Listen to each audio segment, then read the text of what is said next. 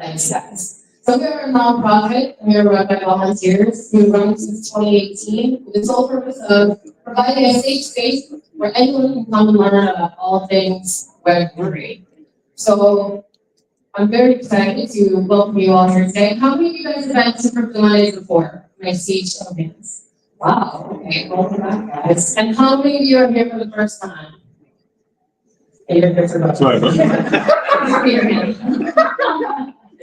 That's great, guys. Welcome. Thank you so much. Rosie, can you switch the slide for me, please?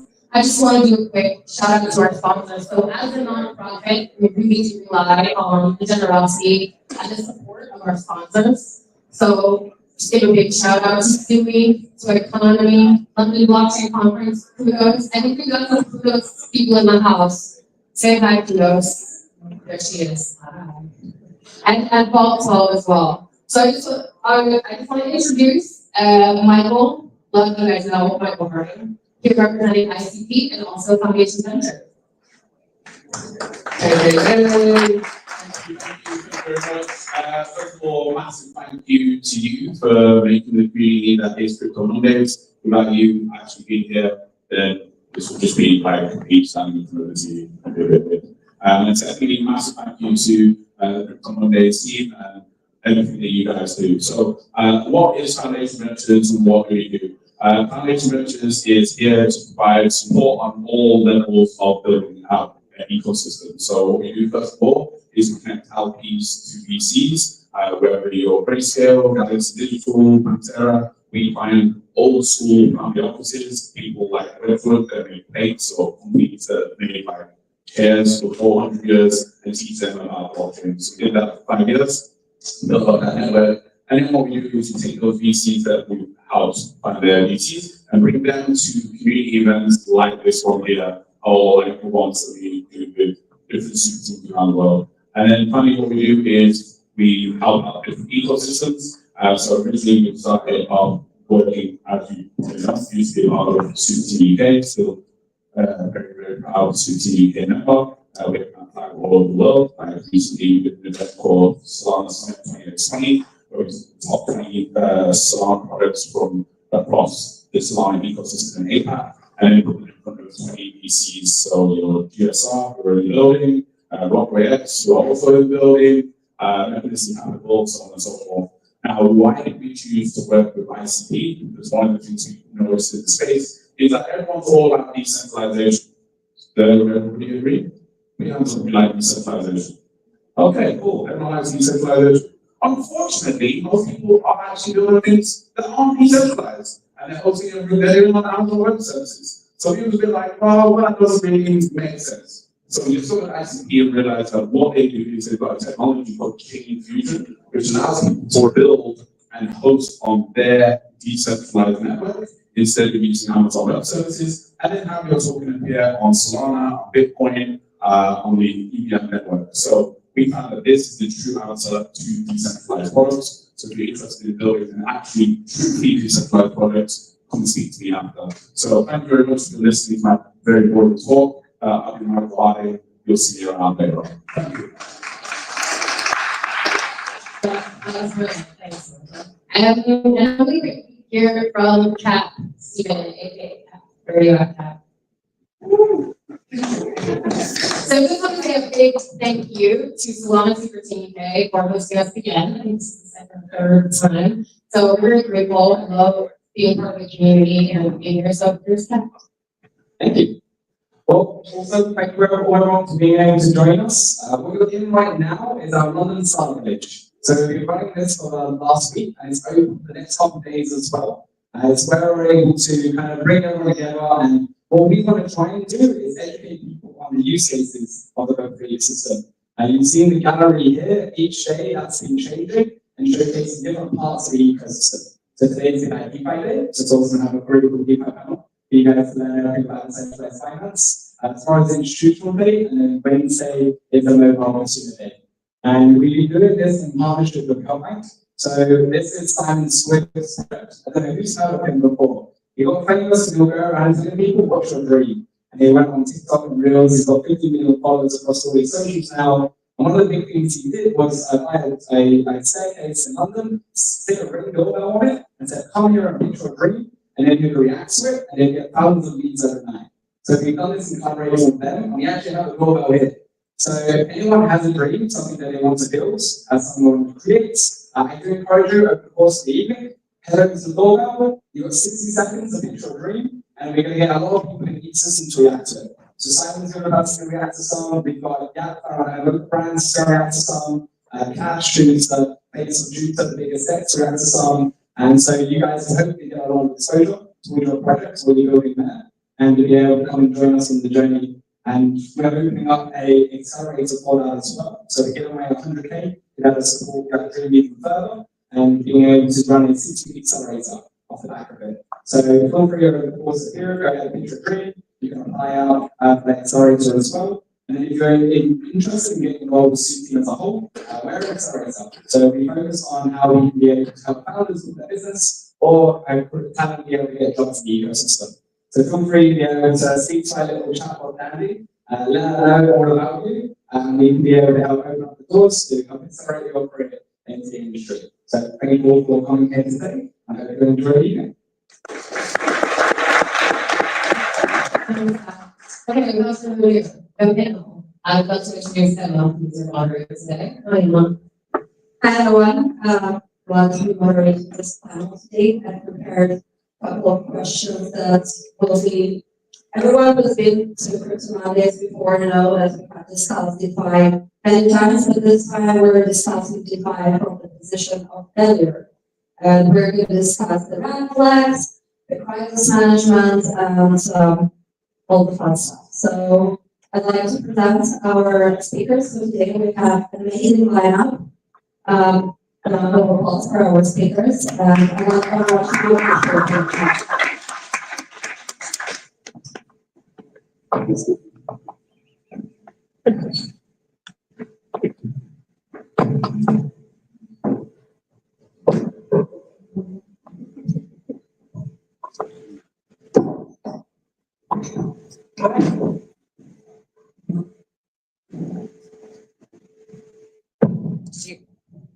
Is it off? I mean, you guys can start giving the intros. I'm figuring out my mic.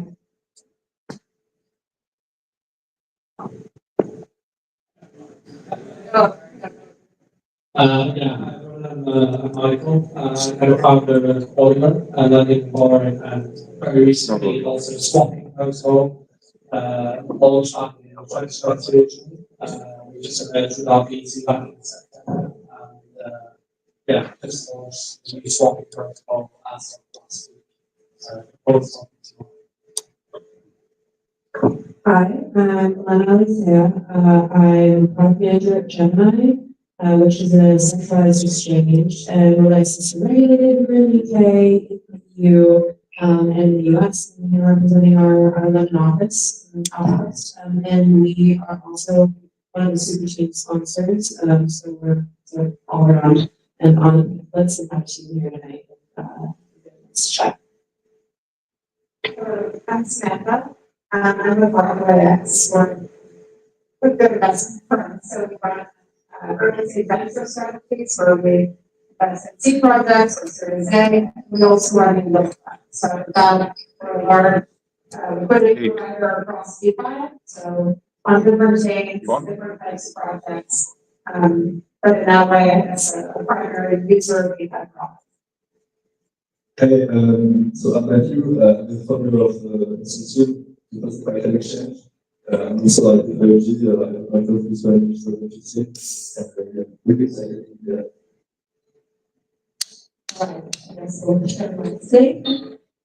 Well, let's kick off with discussing. We all know the main reasons why DeFi protocols fail. So, what are the most under discussed reasons why DeFi protocol fails? What do you think we should be talking about more? Starting from the product perspective, is I think what we talk about is maybe product fit. I think there are projects that are like really important in terms of like the ecosystem for But do they really solve like the user problem? And then does that contribute to their profit or lack thereof? Yeah, so I think that's important to consider.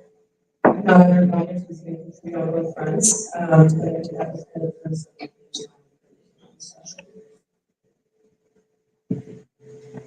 I agree with that, and I think there's sort of like a true product benefits in crypto. Somehow. It is all, it does work. Yes, I think there's a lot of over engineering before actually going to users, conducting a workshop and asking them if they actually want to use the thing and getting hard answers. That might be because of folks like maybe that like some way of using VC that they don't want those answers. But the first thing that came to mind for me is that on the one hand, DeFi is great because it's automated, right? Like it's smart contracts that execute the financial functions you want to perform, but they still need capital. And that's, I see this from the angle of being a liquidity provider. And often that interaction, right? So when we go to a project or they're coordinating liquidity providers and saying, hey, we need a certain amount to sit here so that when someone wants to test out and use the thing, they can actually do it. That process is still often over the table, manual. The problem is that a lot on my side will command very high terms, right? And they'll say, well, you have to give me such a big stake of your future protocol, and you have to give me this and that, and it makes it very unsustainable down the line. So I think the challenge I've seen is just that it's capital is scarce, attracting it is hard, and sometimes projects have to spend too much effort and it says long-term sustainability. Yeah, I think good points. For me, the person that really gets mind with how is DeFi broken, I always think the US is still very limited.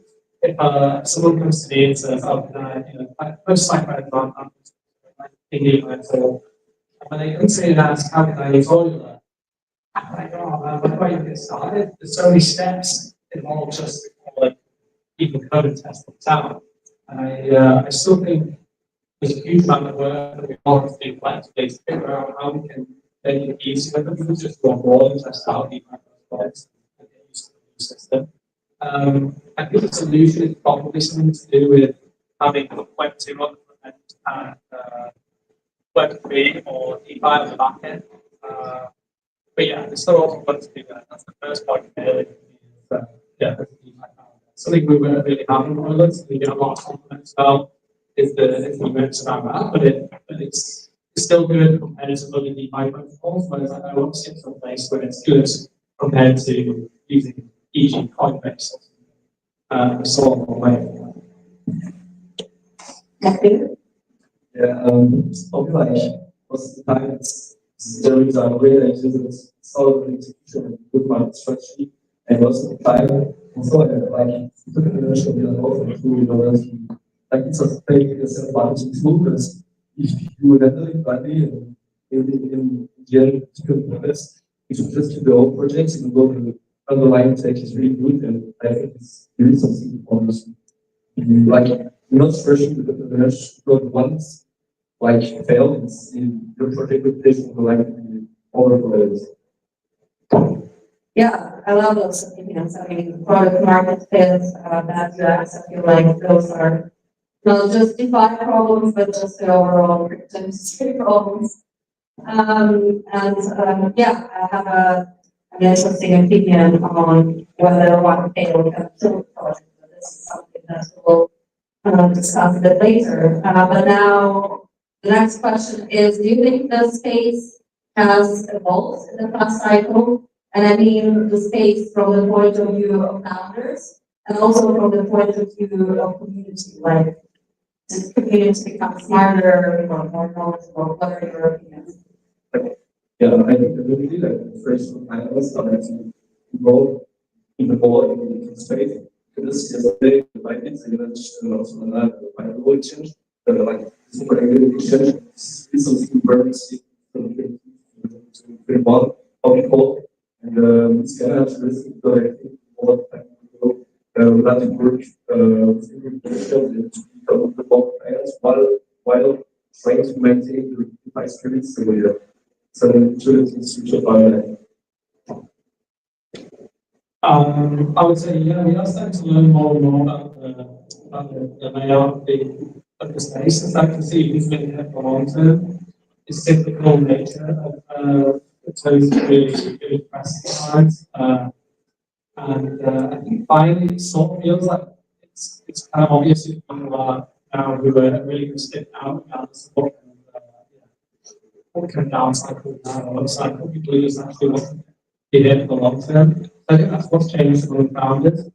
I think there's more cynicism as well, and perhaps more maturity among people using protocols and communities. Some of these really sort of speculation-driven things that start to thin on people. I mean, we see speculation while crazy things happen in the community never cycle, but it feels like finally it's sort of making way in after the last green cycle and it's sort of technically back there. Back in. So yeah, I'd like to see a more mature ecosystem. Yeah, I think. Yeah, I think maybe to add on to Michael's point, I think now there is this game for kind of copy and paste projects. So, for years it was, I'm building this there, I'm forking this there, and I think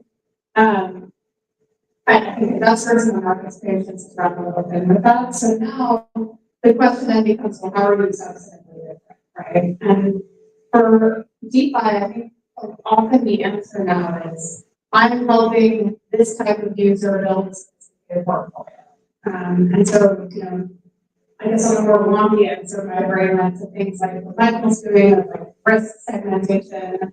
So saying, okay, I'm not this, another borrow lend, but I'm offering tools that this new entrant needs, right? This institution, if they're going to play out the let's go, they need something like this, or they need this type of options, right? Or they need this type of insurance. So it's like focusing on the user and the tool set. I think also, yeah, I think a lot of it is driven by what we actually like want to need. And it's like coming down to product range is like a product fit is all based on like what the users actually want and where they actually is.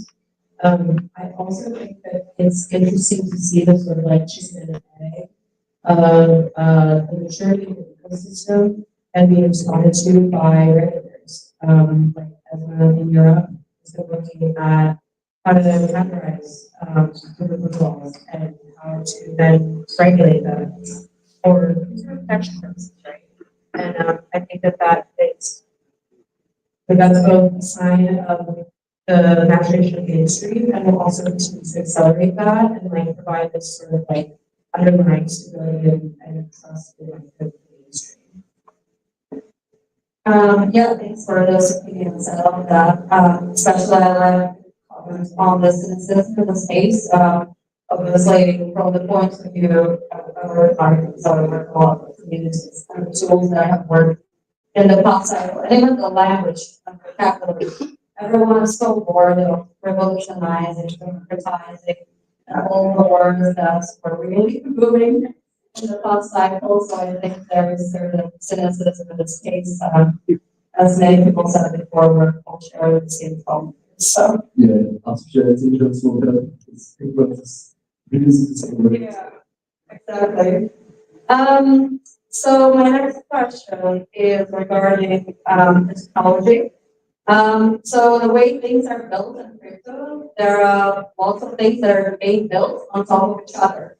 So when one thing goes wrong, it kind of brings everything down with it. There are lots of layers and layers on top of technology. So is it something that we just have to deal with? Is it like part of the deal? Or can something be done about that?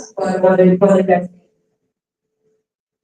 My take on this is that like interoperability is the core proposition of DeFi.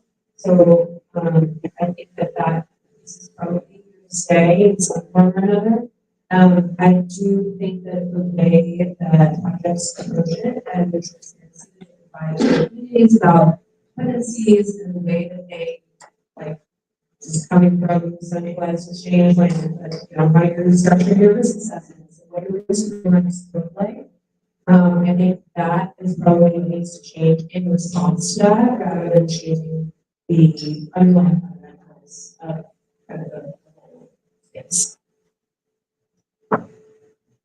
Michael, I feel like you should have things to say about that. Yeah, I mean, the backdrop here, as I know, is 2023 outburst for something export, not large export.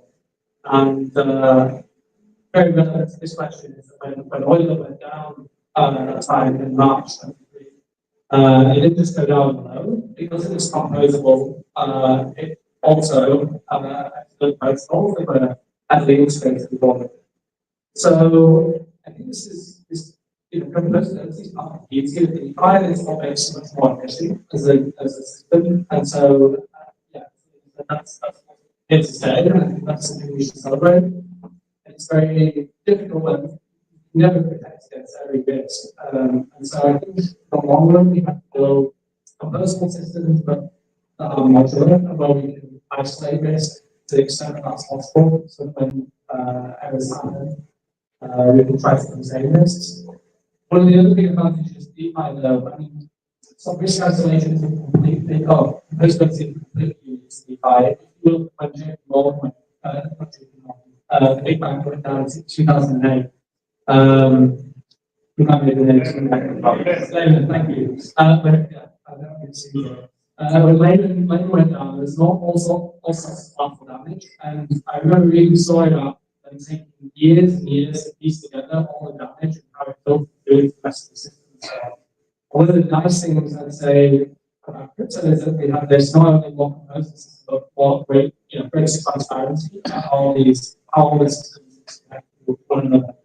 So that not only was when bad things do sometimes happen, I piece together and try to fix them faster. Even ahead of time, better manage risk by essentially trying to model out how an error in something like oil, an issue in meltdown, an issue in one of these other protocols might then spill over into the rest of the system. And then people can kind of price those risks, and by pricing the risk, you don't have more risk control, that leads to an overall. The problem is actually, yeah, I think that ecosystem is developing very rapidly. It's a function of scalability, it's a function of basically all the system are built with pillar protocols, deploying liquidity, managing, growing, and everything. And each new project builds on top of that. And it just makes the whole ecosystem very fragile, and at the same time, it allows to scale very quickly. Then for me, it's kind of chicken and egg. Just like the only way to mitigate this would be like to stick with to different protocols, but then it will be less like different. So there's this anti-fragility that emerges from this really first way that DeFi evolves. As you said, it allows composability, allows it to scale very rapidly. When things break, it's terrible, but over time, the system selects a more robust protocols and coding patterns to make the system overall less fragile, I'd say.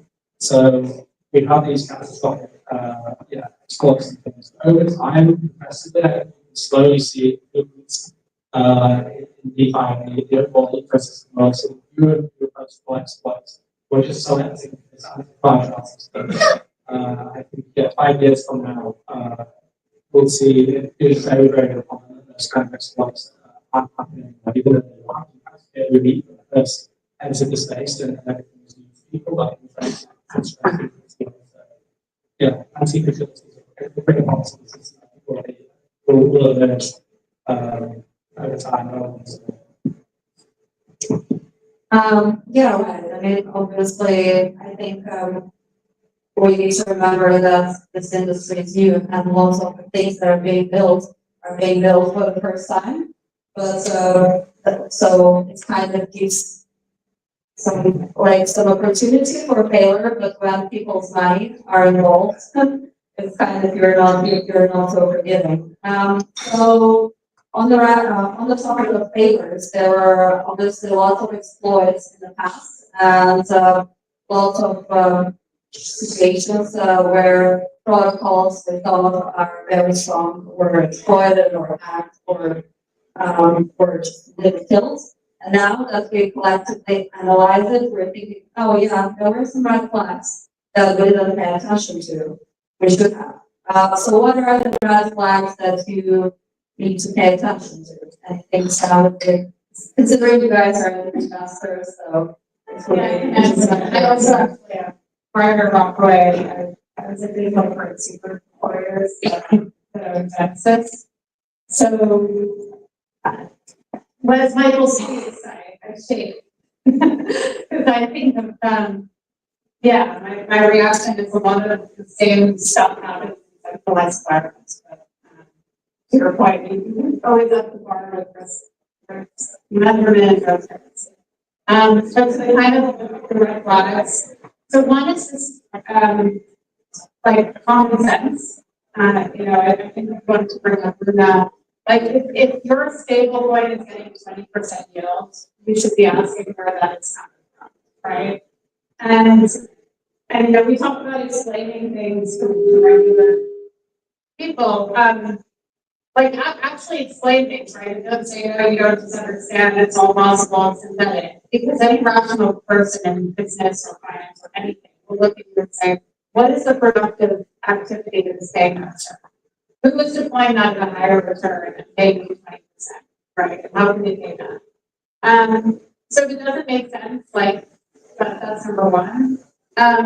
So actually Rockaway before my time was an investor in that. And the other thing is this project communicating. You know, if you ask a question, like talk me through scenario modeling, right? Or what is your exposure to this one collateral asset? Or I don't know, how many liquidations can you take in one period? You should be able to answer it, right? Or say, oh, or say like we're about to hire a risk guy to answer that and like a follow up in 2 days. Should have been in the yesterday, right? But like not sort of, it's not significant because the vision isn't about that. Yeah, so I think those are kind of my three.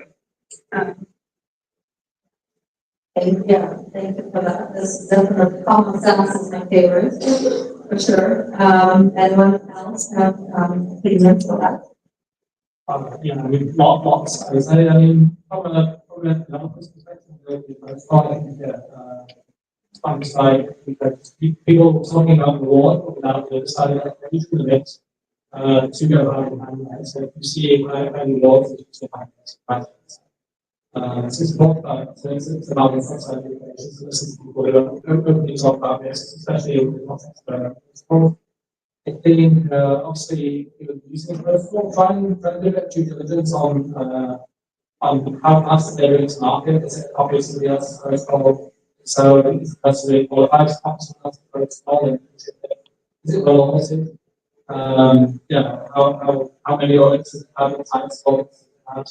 I think you are not qualifying yourself to look into the security policies. Try and follow the security research online to let's say for security. I think anybody that's just trying to move too quickly and rush is a pretty good indicator that might be mistakes along the way as well. So a lot of people that have been in the industry for a long time and get things usually just common sense is key. I find anybody that's just shilling too much and just talking too much about how amazing things are, they usually they're skipping a few steps and that's usually like a people. I think, I mean, I agree with all you guys, and what I really add on in terms of what you mentioned with like, how do you explain this in just layman's terms, to anybody who's not in the space. I think like it's not so different from any other type of investment, any other type of business venture. There's joint responsibility on the part of the project team as much as there is on the consumer to educate yourself, like at a high level, what do you need to know? What can you find out about this project? if it, just taking away the DeFi label, like what level of trust do you have in any team that you're investing in, any product that you're investing in? What kind of information is available to you versus what you feel like is missing? And so I think that's all that I would add. Is like I think there is a shared responsibility in terms of how much information is shared by the project team and more transparency is better. But also like consumers need to really like dig deep and think about like, okay, if I abstracted from this the DeFi label, like what kind of information would I be looking for if I were looking at any other business venture, any other investment? Yeah, I understand that really. I think there is a lot of points in this. So first with Luna, I was talking about I think what's really like the first point of the sales commented, and I really agree. Something is too good to be true, but you need to get like even if all your friends can come and ask you money, you just need to think a bit like is it sustainable? Another aspect how fast this is going grown, and we saw in at encore principles the principle from Clara, the problem was the 20% are showing a lot of capital, but it's kind of both of this grow very quickly and to participate the challenge. And also then, when you got another like, if it's unsustainable, as soon as the equity and impact vector, it's going to be exploited solely another time. And for Luna, it was when Google was started to distribute by Bitcoin. Basically, if the price dropped below his entry, the dollar was the collateral realized, and what happens, you just use the short liquidity. Sorry, you know the end of the story. One point which is extremely hard to kind of detect is we are like now the marks are kind of reached from smart contract exploits to social engineering, and this is something we started to predict from just this year alone over our 75% of gross money. So 1.5 billion have been lost due to smart social engineering, and it's something that is also due to the team that very prepared and very like aware of all the vectors of attacks that hackers can use. So yeah, I think there is a lot of work to be done on the side. So what can to do in this space? Well, my next question would be about some of the, let's say, the crisis management. So there were a lot of hacks and situations with the projects in the past, and some companies are not recoverable, let's say like Luna, but there were some hacks and exploits that happened recently, let's say with the Sui or Bybase, and that didn't kill the project. So, because they responded to the crisis situation correctly. So, what would you say is the right, in terms of if there is an exploit, what is the right reaction from the team? And what are the type of exploits that can kill the project? Or what are the time that are still recoverable, And I feel like we have, my Michael is one of the stories of success. So I would love to hear your opinion on that. Yeah, so we successfully very large exploit quite quickly 200 million was taken from them. We recovered the funds. I think that's an extremely unusual outcome. Certainly helped out our situation. I don't think you can expect that every outcome. Sometimes funds out forward, they take time off. In our case, we were able to track down that to eventually go to 240 million because we all the solar assets to beat going up in price in the meantime. So I think that helps feelings of people that would be using solar. So why are we able to cover there and maintain people's trust? I think we did things right ahead of time. Oil was a heavily audited protocol, when it's what happened. We took a long time to build it. We hadn't rushed it. So we were well accepted on the streets, community, we wanted something seriously, try to do things the right way. We have another very large program, so the biggest in our class at the time, in London protocol. So we clearly try to encourage people to disclose any open governance in a responsible manner. Obviously, in this case, the individual decided not to take that opportunity. Once we were in price mode, I think it's important to not to again plan ahead, to plan for the worst eventuality. When the crisis hit, we had alarms, we were able to respond very quickly and immediately start the investigation, which is really important in our case for being able to recover funds. We communicated very transparently with the community and tried to provide as much information as we felt was feasible to be able to maintain the investigation. I think you saw great communication with IBEX as well. That was expertly handled. Immediately the CEO was online and talking to the users. So communication really goes a long way. And I think when you come back, you have to maintain that transparency. In our case, we stuck around. We didn't just back up and sort of go. We took a long time to that. We explained exactly what happened. I wrote a very long blog post about how they explained it, about the technical details behind it, what the interactions were like with the exploiter, and sort of what the which details I could share about how we and so on. So I think, yeah, doing events like this, being visible, not hiding. Some people said, I'm talking about saying, some people said, oh, you should rebrand and try and distance yourself from the past. So we try not to shy away from history and shame of something to be proud of, but it's also trying our best. Yeah, so I mean, all those things, actually, that's our story. Yeah, I it's off the bat. One of the big things there has like 2 million deposits. So I think we finally said we trust and respect the rest of Yeah, like I think all cities that like I'm just together because like stealth laws like you handle to exploit and question and make sure that in the future to promote those trends and to build like a community trust. The problem is when the team isn't prepared, they start panic and they are under water and they only do some patching the exploits and bring the firms and that as Michael said is a huge lack of communication and it's basically a protocol that isn't like you need to never goes back and it's not survive. So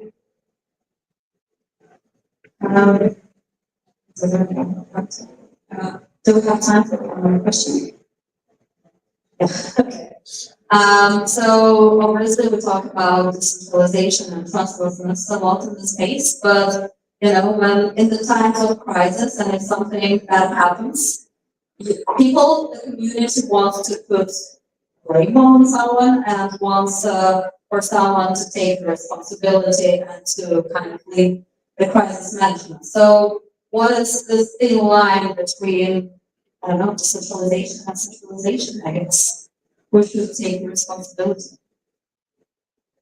I think, so coming from a centralized exchange, I think the way that I look at it is it's the same question of where's the line between what can be regulated and DeFi, and so I think like the same thing applies, like in DeFi, the sort of ideological theory of it is that it's a trusted system. The reality of it is that there's always like social contracts between your users and the project teams, right? So that's where the question of accountability gets sticky. And so I think like in a lot of ways the same line is drawn for regulation where the regulated entity is the project team and is maybe more like the UX and sort of the touch points with like the two versus like smart contract itself. I don't know, maybe you're in the world. And I think you have like along the same lines, like you don't really advise to people. And I think there's a lot more built out in this space. Maybe a little bit easier to apply while still maybe protecting some privacy elements within DeFi. It is a very like gray area. You always have to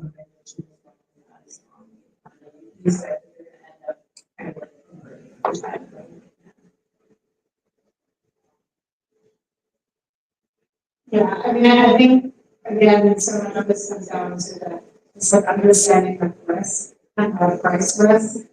As a safety by the world, so, you know, I guess I would, you know, question how much accountability is there in traditional finance versus just those insurance, right? And capital requirements and things that are will work against things right wrong, right? And there's actually really no reason that can't be replicated in DeFi. It's to have insurance, you need to understand the risk and how to price it. We haven't been there yet, and that's why whatever insurance has existed is super expensive. It doesn't work. But like the steps towards it are pretty clear. Yeah, I think that we talked about every solution application of things, another application of results. And I'm saying just kind of tools that say for every single food, you know, those events like, and that's still because they are musically systematically small. We can't replace something about it, and since there is a clear lack of anticipation, I think there should be a scope for. And sometimes we see the bots like it's kind of weird, they like global bots, like their bots, and they very badly handle the process. So yeah, I think it's with the obligation of things, every solution apply.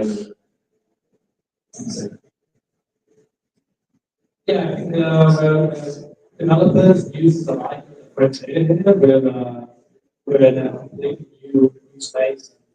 Everybody uses, for example, traditional safeguards and things aren't necessarily there or that.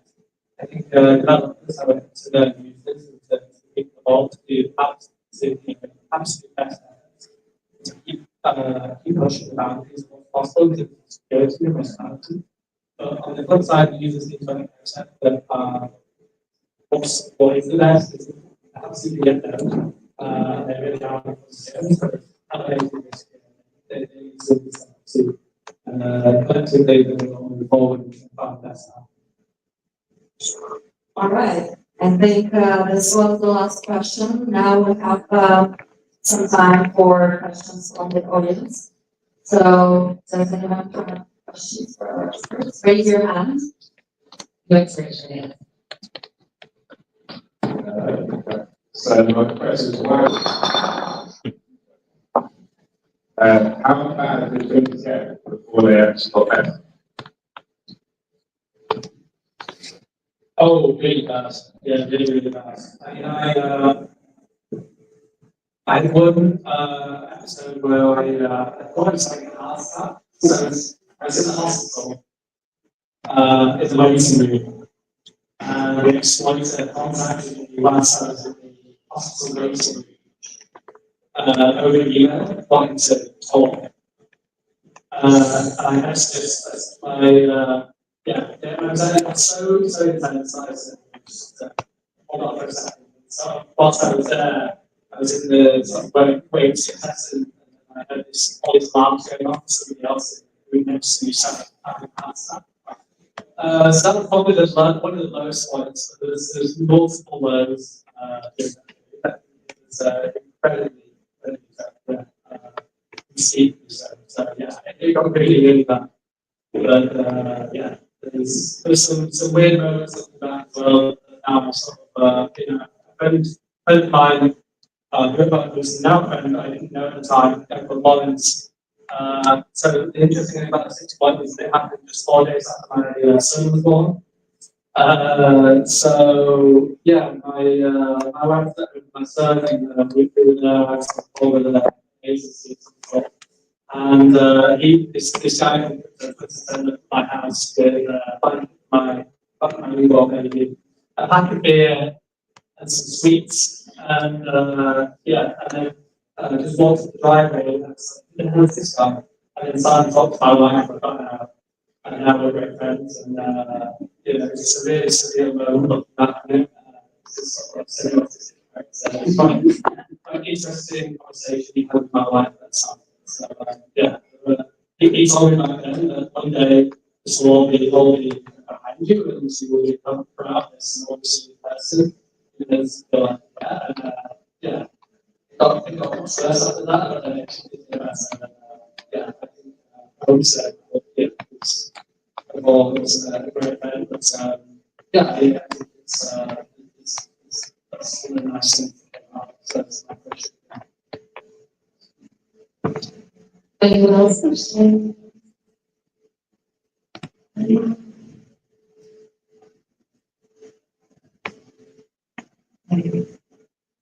Good question.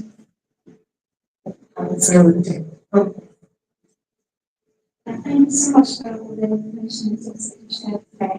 I just wondered, because some of the things that you mentioned, people maybe don't have the knowledge you guys have, but could you suggest somewhere for those who perhaps are not some about looking at things and audits? I know that not all the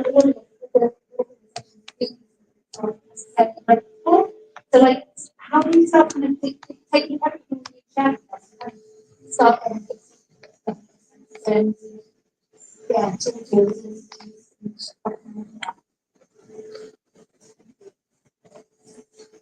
I think it is one of the big challenges, right? Is that as you say, you see that some of this, every website has almost box that makes sense like the audits. If you put this audits and there's audits and knowing if you little bit more versus just people just audit anything for free, I think it's quite difficult, especially if you're not skills minded.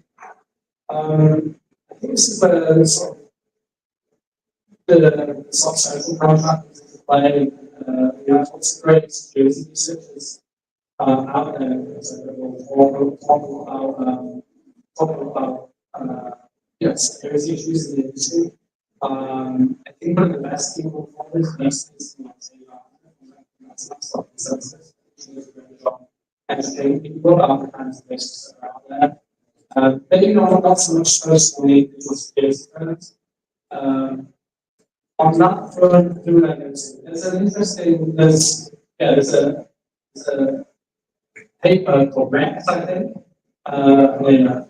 and they sort of sample the clinical exploits after design, and they show who was involved if given the learning rules. In some cases, the others, which didn't help. Looking at Rekt, it's an interesting paper. It comes out things like gallows. It's it's a bit like a dark look at a lot of things that are wrong. It's quite interesting. You kind of get a little bit of feel perhaps of who's the skill to like the necklace. You'll notice the oilers on that point. Explosive next. Not great, but honestly, you just look down there and see take a look. There are other people that have created lists as well. So I guess you can look around and following Rekt's scripts and research. I think that some of the data keep my longer research some better methods. I think it's about us to push them more. And not just kind of emergency UI work, it's actually right. The others, I guess it's depending on what your goals are. So if you're putting a lot of capital into one basic kind of it's going to be reviewing it to diversify your portfolio or yields private.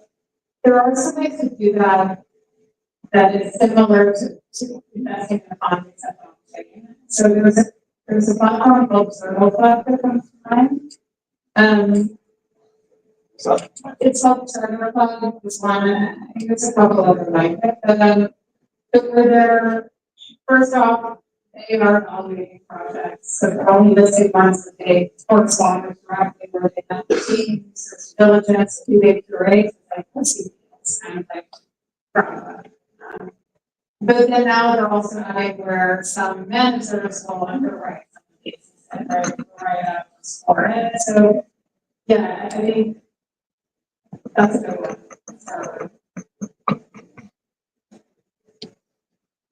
I just add to, not to bring the centralized exchanges into necessarily, like, I think that when we provide a lot of information about the crypto industry in general, not always specific to DeFi, but like, if you want to learn about the crypto industry in general, and maybe like more like to set up and look for information for across any asset space. Like Kevin and I have video, we also have blog, we also have some things. But it's a good place to just learn, like, talk down and kind of like go from there and see what's being written about and just like put in some things and then that like prompts new questions that you can figure out and apply it to it. So, All right, I think we have time for one more question, if anyone.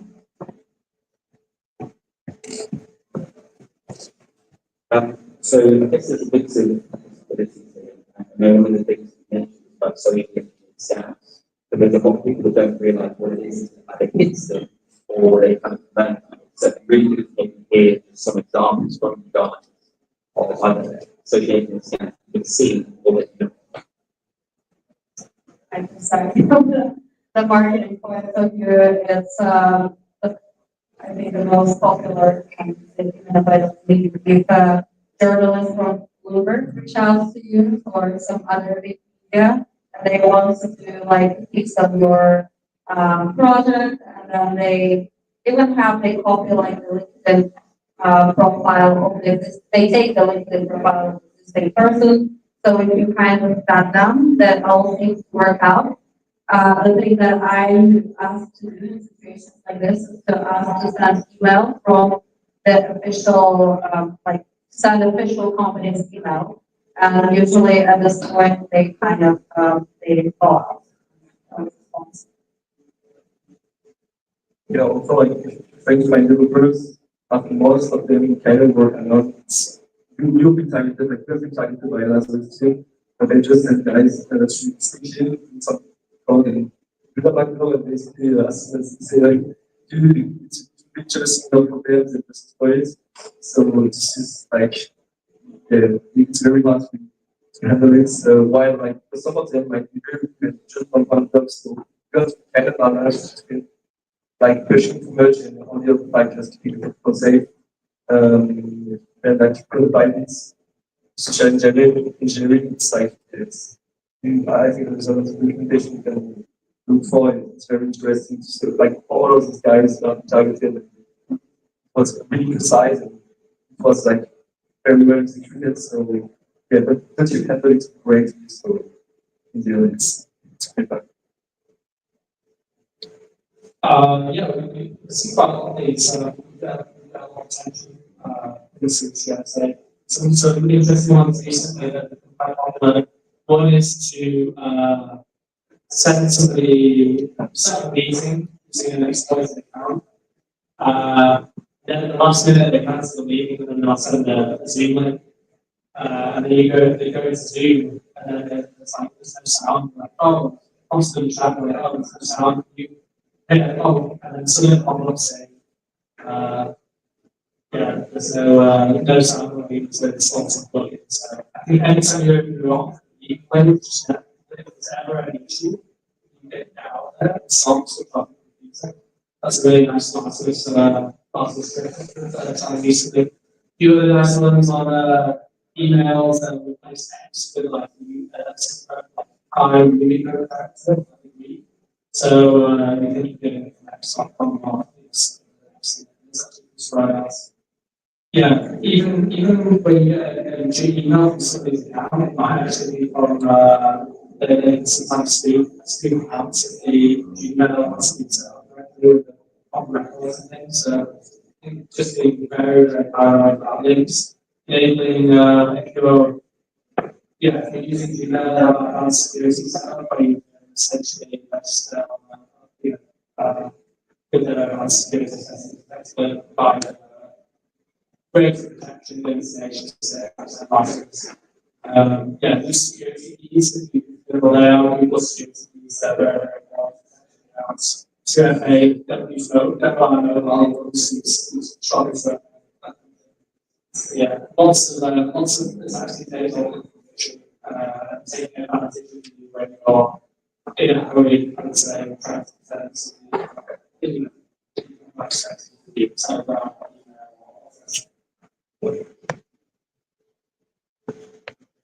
All right, I think this is all. Caitlin, some final words for you? Oh, that's great. I really love the practical advice. Thank you, Michael, for sharing your story. Thank you all for sharing your expertise. Guys, give them all.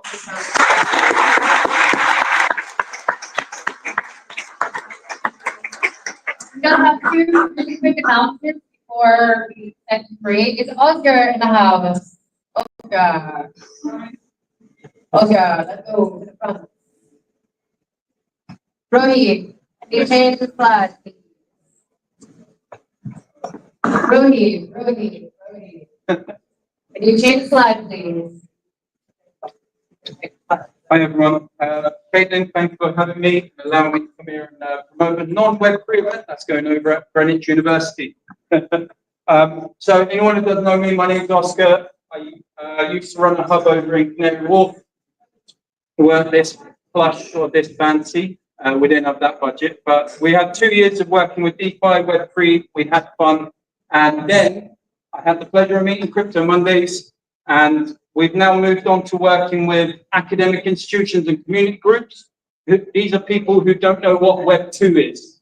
So I've gone back to try and bring people up to Web 2, and I appreciate you're already here working on the Web 3. I'm bringing up the rear, everyone we've left behind. We've got 5 days on site. Tomorrow we've got Professor Carr from UCL, cyber advisor to government, and the Women in Tech panel is on tomorrow. We're there for 5 days, beautiful site, and the weather looks good. So if you're free, please feel free to come on down. It's free tickets. You can register. And the beauty with what we're doing here, and hopefully we'll have the support of Crypto Mondays afterwards, we've got post events planned where all the members who have signed up are actually joining debates, ideations, and forums. And we're going to have more in real life and online events. And this is bringing academia and industry to help work with students and local businesses. Think about it. There's a university with a 5-mile radius of businesses, when combined, spend up to near enough £500,000 in SaaS on applying for financial advice, lawyers, solicitors, and the universities are full of them. So this is how they use grants to work with academics to get students to have impact at their local schools. And I'm building their platform. Yeah. And we'd love to have you on board. So if you're free, please come on down. Thanks so much. We try not to ask much from you guys. We do really appreciate when you guys take our survey and give us feedback. It helps us improve the event. It's really valuable to us. If you guys could scan the QR code, it takes, I think, 1 minute, probably less. We would be most grateful. Other than that, guys, we've got the space for another hour. There's food and drinks over there. And one last round of applause for the panel. Thank you.